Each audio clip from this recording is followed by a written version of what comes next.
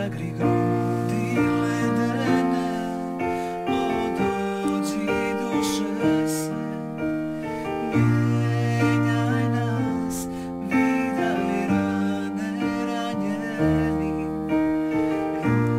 ljubavlju, odođi duše se, iscijeli nas, iscijeli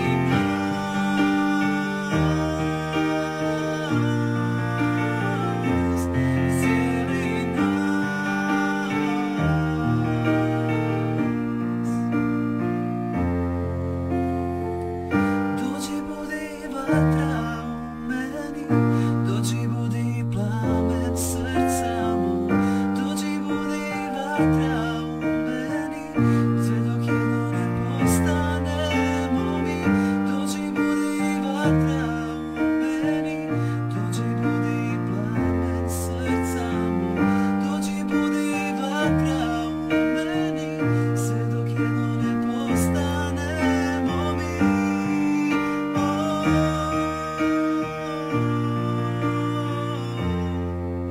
Natopi, obnovi, podigni nas, ispuni, oslobodi, čuj naš glas, mekšaj čudi kamene, zagri grudi ledene, odođi duše svet, mijenjaj nas, vidaj rane ranjeni,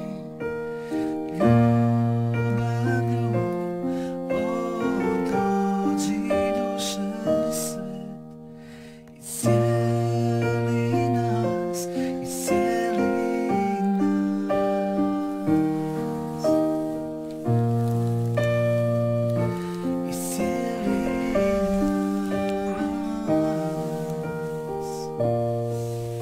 iscijeli nas, iscijeli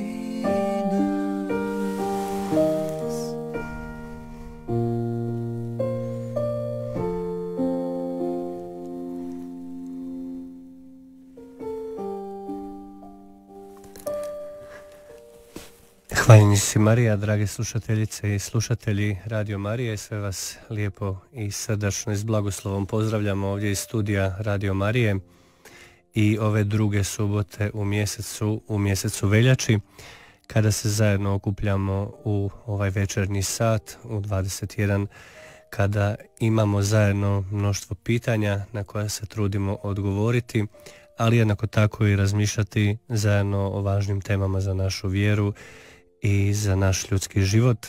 Moje ime je Fra Ivan Lotar, sa mnom je ovdje u studiju i Filip Panza kao glazbeni urednik ovoga dijela programa.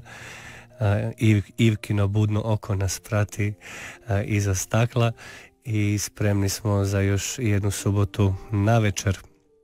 Evo, spomendan predvečer je već 6. nedjelje kroz godinu, ali jednako tako je i spomendan Gospe od zdravlja. Vjerujem kako Gospe Lurdske, odnosno Gospe koja je zadužena nekako, recimo tako, za naše kršćansko zdravlje, pa se onda tako i neka od vaših pitanja često vežu upravo i uz naše zdravlje. Je li zdravlje blagoslov, je li bolest prokletstvo i brojna druga pitanja koja se vežu uz tu temu, pa ćemo onda na neka od tih pokušati večeras i odgovoriti.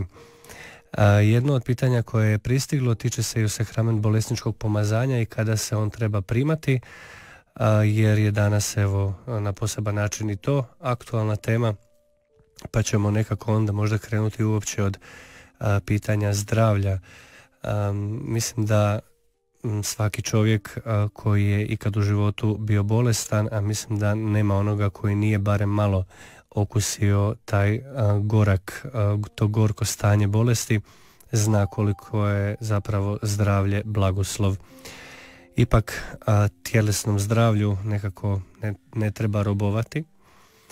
Često se čuje i kad idemo u blagoslov obitelji, u vremenu sad koje je iza nas, ali kada se susrećemo s ljudima u svakodnevici, onda ljudi kažu samo da je zdravlja, a sve onda ostalo nekako će doći samo od sebe. Nekako uvijek znam podsjetiti ljude da zdravlje, koliko god bilo važno i lijepo, ipak nije najvažnije. Stoga želim posebno pozdraviti sve vas koji nas slušate i ležite u svojim bolničkim posteljama i bolesničkim krevetima u svojim domovima, koji niste u ovom trenutku zdravi, barem ne tjelesno, i nosite se sa najrazličitijim tegobama, poteškoćama, bolestima i ranjenošću. Često, posebno prve petke kada obilazim bolesnike, susretnem se sa jako radosnim osobama, sa herojima među vama, sa onima koji svoj križ, svoje bolesti nose s osmijehom na licu i koji mi sami govorite, kad vas pitam kako je, samo kažete dobro i promijenimo temu. Dakle, jednostavno ne želite se puno zadržavati na svom trenutnom tjelesnom stanju. Moram priznati da tu zaista ima teških stanja, pa evo ovim putem zaista želim uputiti i molitvu i misli prema vama koji nas slušate, a potreseni ste svojom bolešću ili bolešću nekoga od vaših najmilijih. Kad se onda tako na takav način sad razmišljamo o ovome svemu i pitamo se onda što je onda važnije nekako od tjelesnog zdravlja, pa možemo reći možda da je duhovno zdravlje ipak najvažnije i da čovjek može biti možda i sa određenim tjelesnim poteškoćama i bolestima, a opet s druge strane biti radostan, biti ispunjen. Ima taj duhovni mir koji nam je nekako možda još važniji, čista savjest, život sa osobama koje nas vole i poštuju. Evo, ono što je nekako jako važno u svemu tome jest imati te stvari u vidu. Možda ono što još teže pogodi osobu od tjelesne bolesti jest mentalna bolest ili neka poteškoća. O tim temama smo nekako već razgovarali i u nekima od prošlih emisija, međutim možemo reći da i to isto tako može biti jedno privremeno normalno stanje. Dakle, svatko je negdje na nečem možda ranjen i u poteškoći, ali kad imamo Gospodina uza se, onda lakše nosimo i križeve koji su nam nekako došli kroz život, bilo da se radi o bolestima ili o čemu drugome. Mislim da bolest često ljude navede da se pitaju neka bitna pitanja i da zapravo čak i u nekim trenucima možda i privremene tjelesne slabosti zapravo shvatimo koliko smo ograničeni i koliko smo krhki, tako da nekako nas bolest uči i poniznosti, uči nas koliko smo potrebiti jedni drugih, ali koliko smo potrebiti iznad svega i Gospodinove prisutnosti i njegove milosti. Uz tu temu se nekako vezalo i pitanja sakramenta bolesničkog pomazanja, koji je kroz povijest zadobivao, odnosno imao različite forme i oblike. Danas imamo nekako, mi živimo općenito u vremenu krajnosti, pa onda i tako imamo krajnosti i u ovom pitanju. S jedne strane, oni koji bi možda trebali primiti sakrament bolesničkog pomazanja ne žele ili ga ne traže, ili možda ne znaju da bi trebali, a s druge strane oni kojima on nije nužan ga traže iz krivih motiva ili razloga, redovito praznovjernih. Tako se zna dogoditi da se prima sakrament bolesničkog pomazanja u nekim situacijama gdje zaista za njim nema potrebe, kao što recimo trudnoća koja nije visokorizična, koja je sasvim prirodna, zdrava i dakle normalna kakva treba biti. Pa sam onda jednom prilikom pitao, zar je trudnoća bolest? I onda je osoba shvatila da to što radi zapravo nema smisla. Možemo se pomoliti za dijete, možemo se pomoliti za trudnicu, možemo dakle na takav način puštati djetetu dok je u majčinoj utrobi duhovnu glazbu i moliti nad njim i s njim, ali tu nema potrebe za sakramentom bolesničkog pomazanja, osim ako, ponavljam, se ne radi o rizičnoj trudnoći ili da je život djeteta ugrožen ili majke. Ono što je isto druga krajnost jeste evo pomalo i današnji dan s koji se veže i molitva za zdravlje i za ozdravljenje, i imat ćemo mi molitvu za ozdravljenje i u našem današnjem podcastu pred kraj emisije.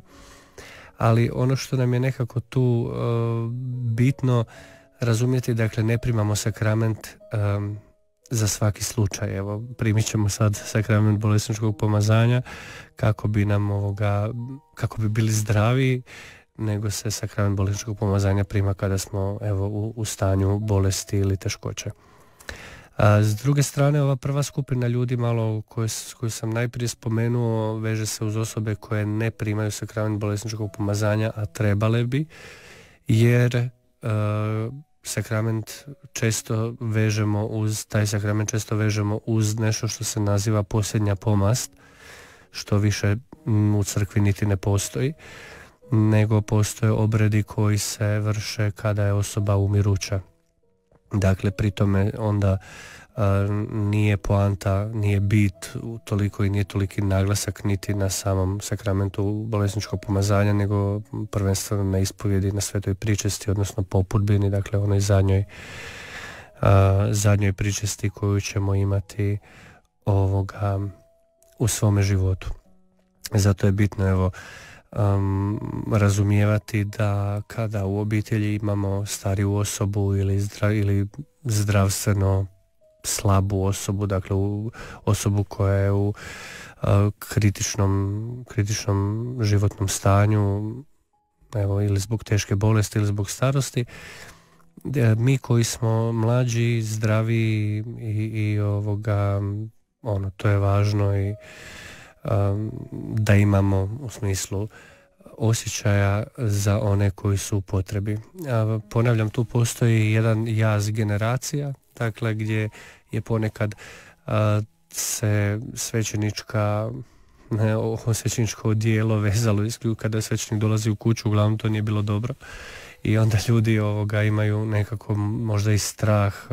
Sjećam se jedne situacije kada mi jedan prijatelj rekao, kada sam dolazio kod njega, pitao sam jel mogu ostati u habitu jer nije mi se dalo preslačiti.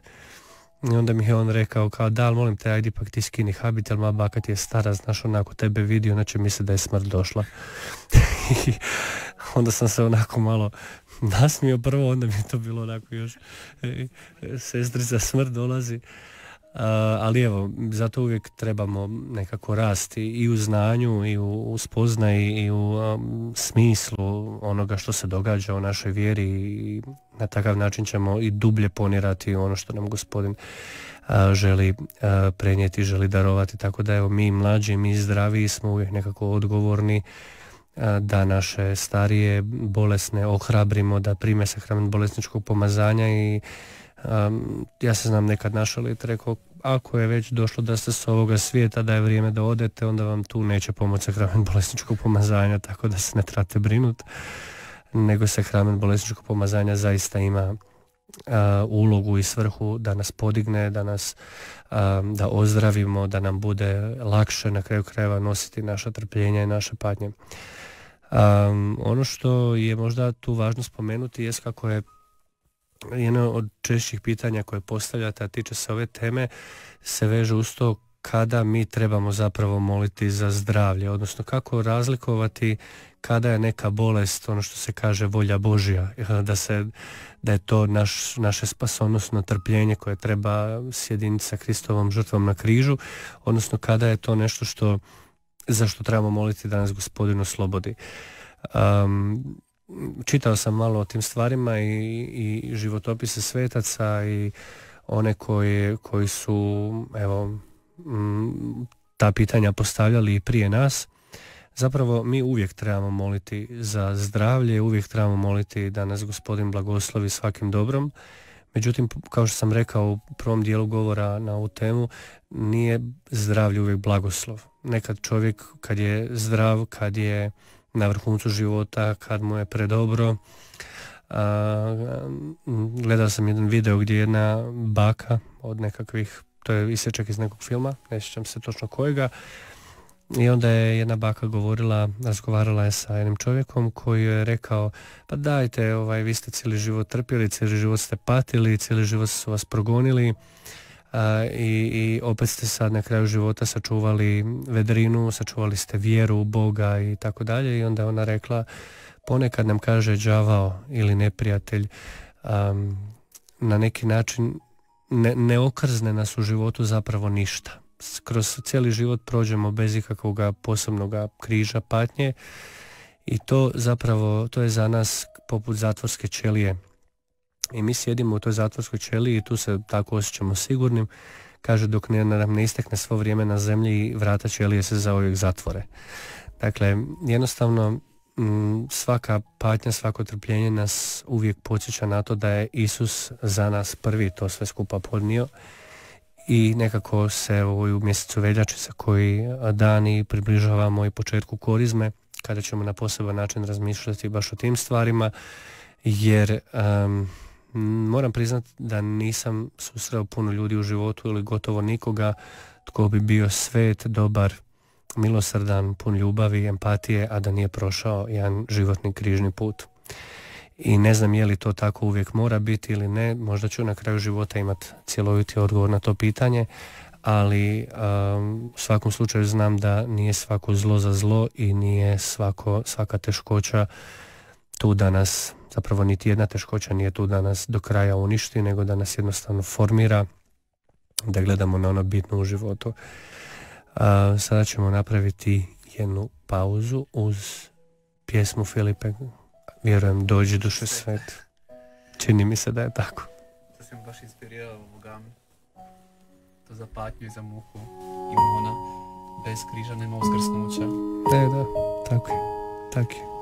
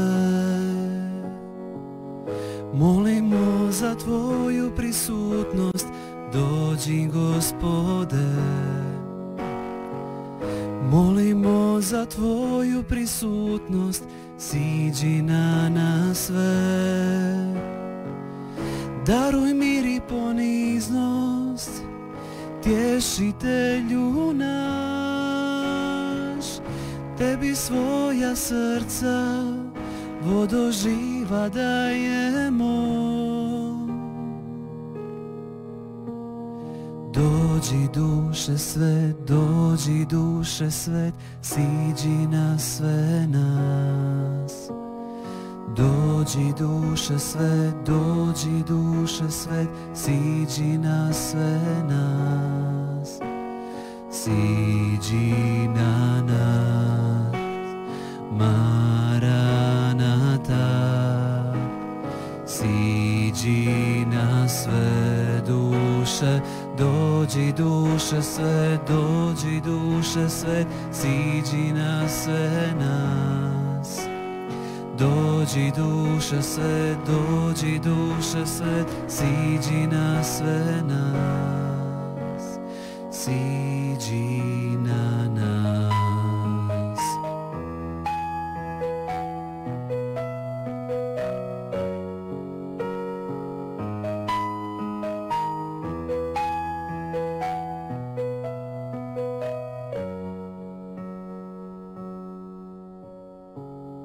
Molimo za tvoju prisutnost, dođi Gospode. Molimo za tvoju prisutnost, siđi na nas sve. daruj snagu i vjernost, srca svjetlosti, dajemo ti život, vječni plamu ljubavi. Dođi duša svet, dođi duša svet, siđi na sve nas. Dođi duša svet, dođi duša svet, siđi na sve nas. Siđi na nas, Maranata. Siđi na sve duše, dođi duša svet, dođi duša svet, siđi na sve nas. Dođi duša svet, dođi duša svet, siđi na sve nas. Siđi na nas.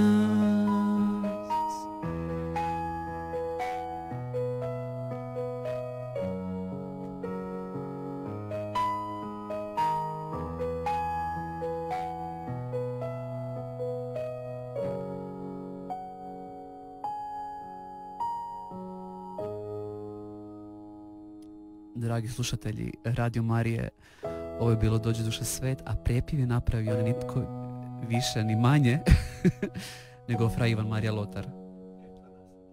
Znam da se on ne bi htio ovime pohvaliti odmah u eteru, ali eto, onda sam morao ja umjesto njega. Ne bi svakako, hvala, Filip je napravio sve ostalo. I hvala obnovi u Duhu Svetom, Rinnovamento dello Spirito, koji su nam ustupili da smijemo napraviti ovaj prepjev. Stvarno mislim da svakoga od nas posebno dotiče, posebno kada se uživo pjeva. Evo, pa podsjećam i slušatelje da je sva glazba u podcastu uživo. Pozdravljam još jednom sve vas, drage slušateljice i slušatelji Radio Marije, koji ste nam se sada priključili bilo na radio, u svojim radioprijemnicima, u svojim domovima, automobilima, gdje god se nalazili, otkud nas god slušali. Također sve vas koji nas pratite putem Facebooka i YouTube kanala Pite svećenika. Posjećam da sva pitanja možete pisati u komentarima. Jedno od pitanja koje nam je došlo ticalo se uz obećanja koja damo Gospodinu u molitvi. Dakle, evo, jedan od slušatelja je dao Gospodinu obećanje da će praviti veće pauze, tišine, sabranosti između određenih molitava, pa evo, prije svega mislim da je jako važno podsjetiti i zapravo jako puno pitanja se veže uz ovo pitanje.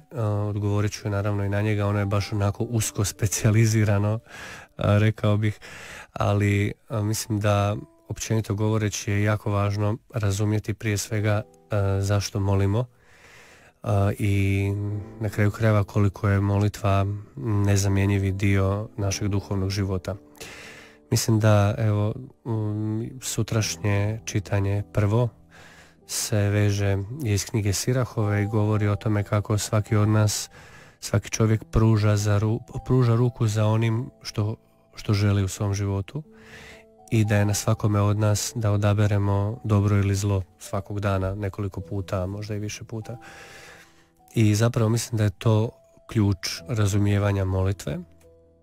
Naime, mi molitvom zapravo Gospodina puštamo u svoj život i molitvom Gospodinu dajemo, recimo tako možemo reći, zeleno svjetlo. Da, Isuse, evo, ti Gospodine, želim da ti budeš u mom životu i želim da ti preuzmeš kormilo moga života. Bez toga Gospodin to svakako ne planira činiti, jer on ne želi narušavati našu slobodu i zato mi molimo za njegovu prisutnost, evo, u ovom slučaju u ovoj pjesmi, ali i što god molimo upravo iz tog razloga, jer želimo Gospodina gospodarem svog života i želimo da on blagoslovi svaki naš korak i želimo da on vodi naše nakane i naše živote tamo gdje on želi. Sad, koji puta kada se možda osoba tek obrati ili krene putem vjere ili na neki način prvi put se susretne s Gospodinom, onda jako puno toga Gospodinu obeća. Pa je to onda ono vrijeme silnih obećanja u rangu Petra koji kaže: Gospodine, za tobom ću kud god pođeš. A onda kad dođu prvi problemi, dade petama vjetra. Dakle, to je ono što je tu nekako važno razumjeti, a to je da se s Gospodinom ne da i ne treba trgovati. Nema potrebe za silnim obećanjima: Gospodine, evo ti meni ispuni ovo, ja ću onda tebi moliti ne znam nija što treće. Dakle, ne, nego jednostavno kroz molitvu, kroz razmatranje riječi Božje, kroz sakramente uspostavljamo odnos s Gospodinom, pitamo se i tražimo i istražujemo što on od nas hoće i što on od našeg života želi učiniti. Uz to sve, naravno, da nas nekako molitva pridiže i nosi, posebno ova osobna molitva. Međutim, ono što je tu nekako dobro razumjeti jest da je osobna molitva nekako bogatstvo ili vrijednost osobne molitve više u onom vremenu koje mi posvetimo Gospodinu, i ponekad je više u slušanju onoga što Gospodin nama ima reći nego u tome što mi Gospodinu govorimo. Dakle, Gospodin već i onako zna sve što nam treba bolje nego mi sami, i zato je nekako to, evo ti mi Gospodine daj ono što znaš da mi treba. Mislim, to je nekako možda najzdravija kršćanska molitva, jer naše srce, naše nakane, naše misli su toliko pogrešive i toliko krivo mogu neke stvari zaključiti da jednostavno ne znam da li se uopće usuditi nešto konkretno tražiti, jer zaista vjerujem da Gospodin kao dobri otac dobro razumije nas, naš život, poznaje nas, želi da se spasimo, želi da u ovom životu budemo ispunjeni, da radosno nosimo svaki dan i svoj križ i svoje blagoslove, i zato mislim da je to možda najvrijednija molitva. Zato se uvijek treba čuvati razno raznih zavjeta, ne redovničkih zavjeta, jer onda nećete biti redovnici, ali u svakom slučaju zavjeta te naravi. Evo, to je važno razumjeti. Dakle, Bog to od nas ne traži, niti će nas Gospodin sada jače ili brže ili bolje uslišati zato što smo mi sad to na neki način sklopili nekakav pakt pa smo se mi sad s njim nešto dogovorili. Često je čak to, češće je to plod kasnijega neprijateljevog uznemiravanja i nabijanja osjećaja krivnje, gdje onda mi redovito ili u 99% slučajeva se ne uspijemo pridržavati onoga što smo obećali, jer uvijek obećamo više nego što možemo ispuniti, i misleći da će nas onda obećanje natjerati da nešto učinimo, ali to tako ne ide, barem ne na duge staze. I onda tu neprijatelj uzima kormilo i onda nam tu nabija grižnju savjesti, odnosno ne grižnju savjesti, ali grižnja savjesti od Duha Svetoga. Krivnja nije, osjećaj krivnje je od neprijatelja. I onda nas, umjesto da nam molitva postane i bude mjesto utjehe, mjesto mira, mjesto gdje nalazimo sebe s Gospodinom i tu se hranimo, zapravo nam molitva postaje stres kojega obavljamo i gdje se počinjemo osjećati užasno loše ako to ne napravimo, ili kako to mi znamo reći, ne obavimo neku devetnicu, ne obavimo, kako kažu 9 prvih petaka, ne obavimo. Evo, to je isto jako bitno, čuvati se i paziti na izražavanje, jer obavljamo pranje automobila, obavljamo shopping ili nešto treće, ali molitvu ne možemo obavljati. Dakle, u molitvu se ulazi, uranja, živi, diše se molitva. Dakle, to su potpuno različiti koncepti. Zato je bitno, evo, možda to isto tako podsjetiti. Tako da, ako imate na savjesti nekakav zavjet, možda molitveni koji ste dali, a niste ga ispunili, ili bilo što navedenoga, ili ovog što se tiče izravnog pitanja koje je postavljeno, ili nešto što bi se vezalo uz ovu temu, dobro je to ne ići sad na ispovjed radi toga, da ne kažete da ste čuli na Radio Marije da je Fra Ivan rekao da trebate ići na ispovjed radi toga, nego na sljedećoj ispovjedi kad budete išli ne bi bilo loše spomenuti da ste dali zavjet Gospodinu kojeg niste ispunili, i u tom smislu evo, možete dobiti odrješenje, jer to nisu redovnički zavjeti ili nešto, nemaju tu snagu da vas to ne bi mogao od toga, zapravo tu se radi više od odrješenja, radi se o odrješenju grijeha kojeg ste prekršili. Tako da evo, ponavljam, prije svega treba iskorijeniti taj kako bi rekao kapitalistički mentalitet iz kršćanskog poimanja vjere, da se može kupiti i prodati nešto, nego zaista početi ozbiljno razumijevati svoj molitveni život, sakramentalni život i sve ostalo veze što se tiče duhovnosti, što se uz nju veže kao odnos koji se živi iz dana u dan. I neka smo onda u tom odnosu sigurno je bolji, uspješniji, predaniji, a nekad razočaramo drugu stranu, nekad smo hladniji, nekad smo zagrijaniji, tako evo i u tome, i mislim da tu dinamiku duhovnog života treba poštovati, jer ju Bog sigurno poštuje. On razumije da smo mi ipak samo ljudi. Zato mi je jedna od omiljenih pjesama, ona Oči u oči, ona sjeti se da sam samo čovjek, to je, zaboravi da sam samo čovjek, a ti da si Bog, i to je nekako ono što bih volio posebno evo naglasiti. Mi ćemo sada otpjevati još jednu pjesmu, a onda ćemo imati nakon toga molitvu za ozdravljenje, pa ćemo naravno. Danas je Gospa Lurdska, na Radio Mariji smo. Da, upravo to mi je palo na pamet.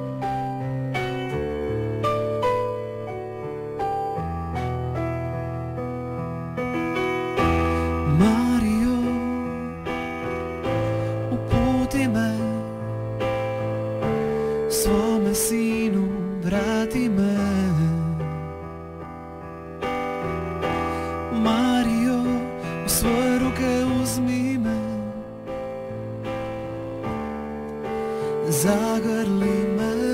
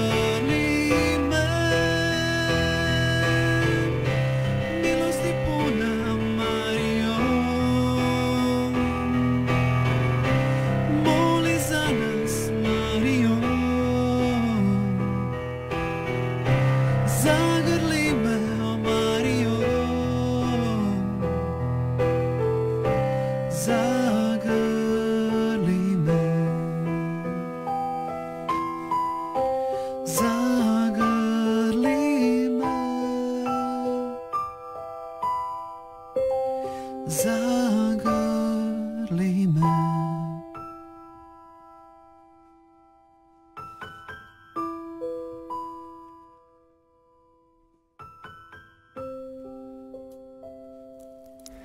Gospodine naš Isuse Kriste,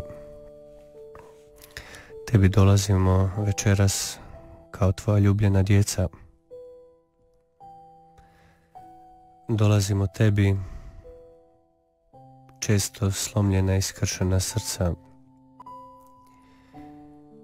toliko potrebiti Tvoje milosti, Tvoje ljubavi. Tebi je, Gospodine, poznato naše srce, poznate su Ti sve naše životne nedaće, svi naši križevi, sva naša trpljenja, naša prošlost, sadašnjost i budućnost. Danas, Gospodine, molimo na poseban način za sve one koji nas slušaju i prate ovu emisiju, a bolesni su na tijelu, na svojoj psihi i u duši. Toliko je, Gospodine, nakana, toliko je onih koji traže Tvoju milost i mi zajedno s njima, Gospodine, kažemo da nam je samo dotaknuti se skuta Tvojih haljina i bit ćemo spašeni. Dođi, Gospodine, u sve one tamne trenutke našega života,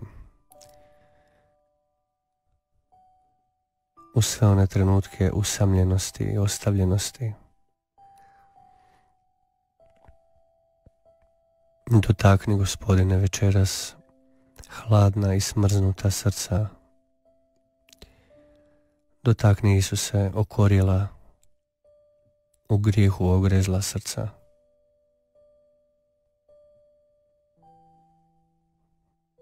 Ti, Isuse, ne osuđuješ. Tvoj pogled oprašta. Tvoj pogled pun smilovanja, Tvoj pogled pun milosrđa. Lomi sante leda, razbija kamenje oko srdaca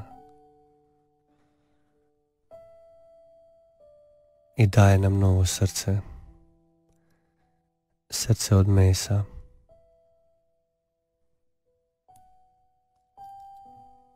Molim Te, Gospodine, dotakni sve one koji imaju problema sa tjeskobom, sa prisilnim mislima.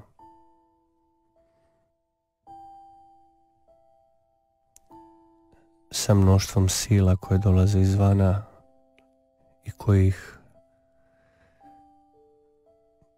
muče protiv njihove volje. Neka Tvoja, Gospodine, predragocjena krv opere i očisti naše obitelji, naše međuljudske odnose, da budemo novi ljudi, Isuse. Udijeli, Gospodine, hrabrosti onima koji se boje.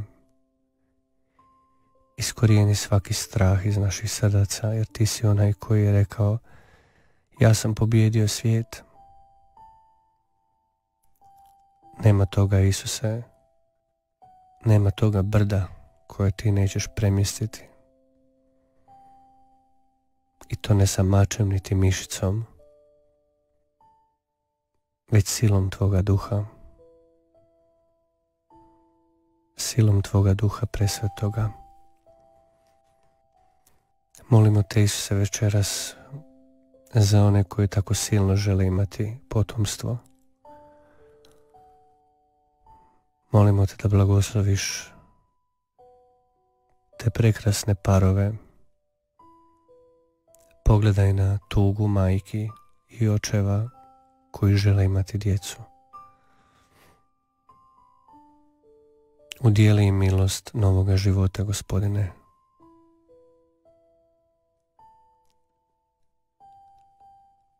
Pogledaj, Gospodine, na sve one koji se bore sa neizlječivim bolestima, na sve one čiji je kraj blizu. Pomozi svima onima koji će ti se uskoro pridružiti da prihvate kraj svoga života. Kao što si ti, Isuse, rekao na križu, dovršeno je. Dovršeno je naše poslanje na zemlji. Hvala ti, Gospodine, na svakoj sekundi života koju nam daješ, na svakoj dragocjenom minuti i danu. Hvala ti na svakoj osobi koja kroz naš život prođe. I kad se pitamo što neki ljudi rade u našim životima, ti imaš plan za njih. Nekad je teško, Isuse, prihvatiti Očevu volju. Ti si to najbolje znao u Getsemaniju, kad si rekao: Oče, ako je moguće, neka me mimoiđe ova čaša. I mi često, Isuse, želimo da nas mimoiđu čaše trpljenja, čaše križeva, čaše života. Ali daj nam snage da i mi poput tebe možemo reći: ali ne moja, nego tvoja volja neka bude. Molimo danas, Gospodine, posebno za sve one koji su stradali u potresima proteklih dana.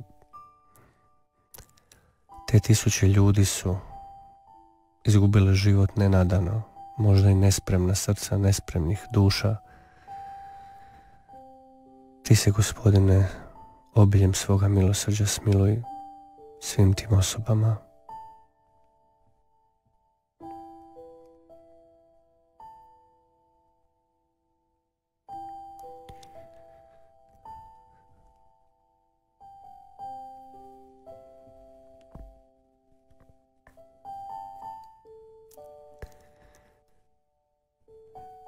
Toliko je, Gospodine, patnje na svim stranama svijeta. Molimo te da među nama podigneš ljude koji će biti borci za tvoje kraljevstvo. Neka i tvoj Duh Sveti u tvojoj crkvi podigne i svećenike, i laike, i muškarce, i žene, i djecu, i mlade. Prave molitelje, klanjatelje u duhu i istini.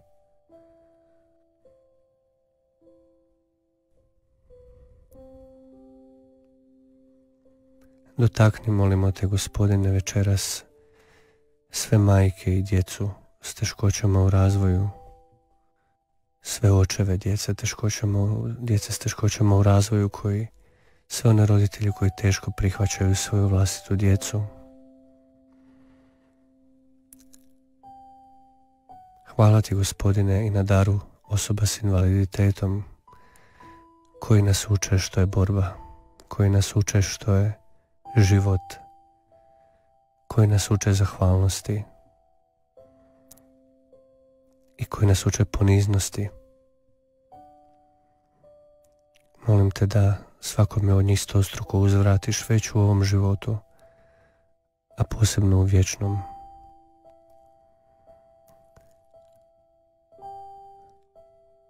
Gospodine, tvoje milosrđe je beskrajno i u daru tvoje majke Marije. Marijo, tebe večeras posebno molimo da možemo biti dostojni sinovi tvoga i našeg nebeskog Oca. Ti nas, Marijo, uvijek prati svojom majčinom blizinom, s tom nezamislivom poniznošću kojom nadilaziš sva stvorenja. Ti nas učiš što znači biti službenica Gospodnja. I svojim majčinskim plaštem ljubavi molimo te, zaštiti naše obitelji, zaštiti našu domovinu, naše mlade i našu djecu, da s naših ulica odzvanja radost dječjeg osmijeha, da u našim obiteljima vlada tvoj sin, da u našim obiteljima postoji molitva obiteljska, da u našim obiteljima postoji poštivanje, iskrenost, ljubav, suosjećanje, da u našim brakovima postoji vjernost, suosjećanje, razumijevanje i poštovanje. Marijo, ti koja si posebno majka svećenika i zaštitnica duhovnih zvanja, molimo te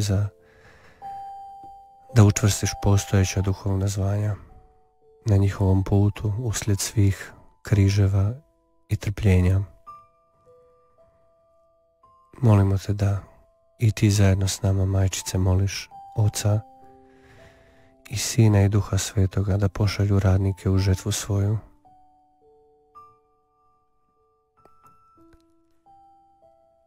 Hvala ti, Gospodine, na svim milostima koje si večeras izlio na sve nas. Hvala ti što nas ozdravljaš,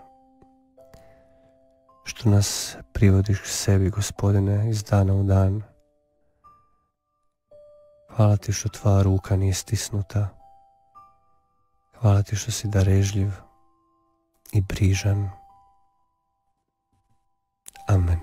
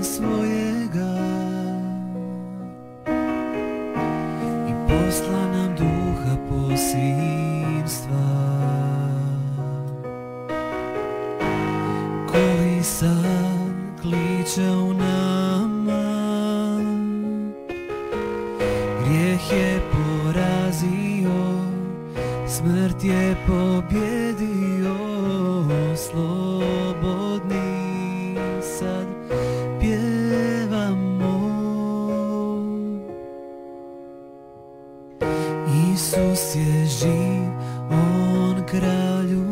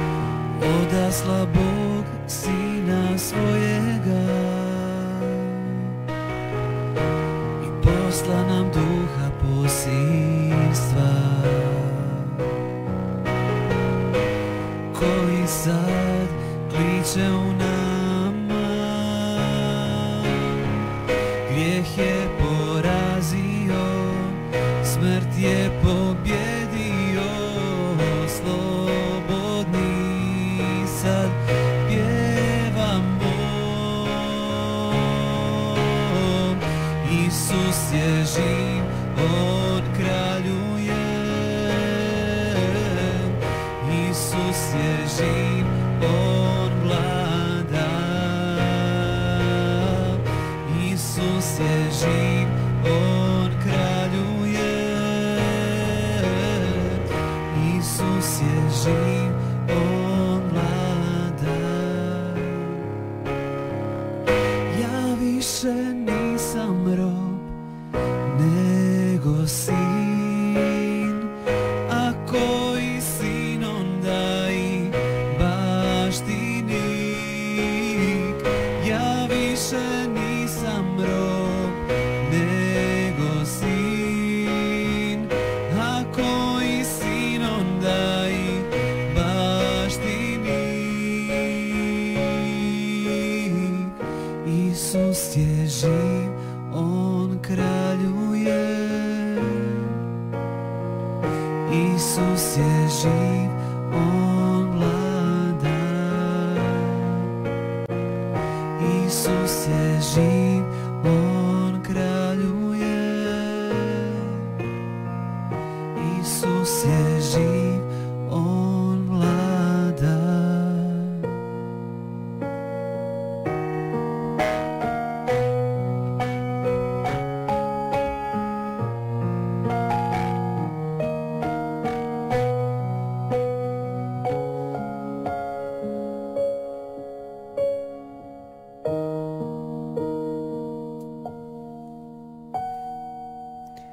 Drage slušateljice i slušatelji ove naše emisije koju imamo svake druge subote u mjesecu i uvijek nam tako lijepo i brzo prođe vrijeme. Svima zahvaljujem na gledanju. Mi to tako inače svake druge subote u mjesecu za sve vas koji ste nam se možda danas prvi puta priključili, bilo na Radio Mariji, u svojim automobilima, u svojim domovima. Nadam se da niste baš sad u svojim automobilima, malo je kasno i hladno je vani, ali gledajte, služba je služba, tako da treba i to poštovati, ali jednako i svima vama zahvaljujem koji ste nas pratili putem Facebooka cijelo vrijeme i pisali sve komentare i molitve i nakane i zahvale, evo pred kraj. Naravno i sve vas koji ste nas pratili i preko YouTube kanala Ask for a Priest, gdje ste također mogli postavljati svoja pitanja, i ovdje naravno na Instagramu. Pozivam vas da uvijek spremite pitanja unaprijed, to je dobro, i pitate ih u eteru, jer to nekako dobro da i drugi vide, ali naravno za sve ostala pitanja možete pisati izravno u ulaznoj pošti, odnosno pretincu, jer se to tako kaže po hrvatski, u inboxu. To sam pokušao reći. Stvarno pokušavaš naći neku hrvatsku riječ za dijelu. Da, trudio sam se, ali u izravnoj poruci. Da. Zahvaljujem i Filipu. Pjesma ova zadnja je bila čija? Duh posljedstva od Amoroza i velečasnog Ivana Saletkovića. Čini mi se da je velečasni Ivan Saletković bio ovoga isto u toj pjesmi, a prije toga smo slušali tvoju pjesmu Marija Zagrljena. Evo, svakako svima hvala, tebi Filipe što si uvijek s nama u podcastu, Ivki koja je revno sa stolca na stolac, sa mikrofona na kameru, od ekrana do ekrana skija. To je ovako bilo i zanimljivo i gledati, da bi cijela ova realizacija bila dobro napravljena, izvrsno napravljena. Vi ostanite uz program Radio Marije koji ste uz radio prijemnike. Sve vas lijepo i srdačno pozdravljamo, uz Božji blagoslov, mir i dobro i hvaljeni si Marija.